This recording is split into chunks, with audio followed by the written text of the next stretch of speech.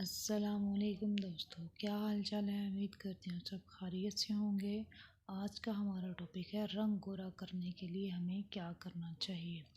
اس کے لیے جو ہمیں اجزاء چاہیے: زعفران 1 چٹکی، خشک دودھ 1 چمچ، عرق گلاب حسب ضرورت۔ طریقہ استعمال: ان سب کو مکس کر کے چہرے پر 15 منٹ تک لگا رہنے دیں اور منہ دھو لیں۔ اس کا روزانہ استعمال آپ کی جلد کو خوبصورت اور نرم و ملائم بنا دے گا۔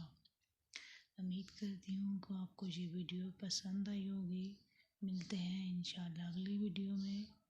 اللہ نگہبان۔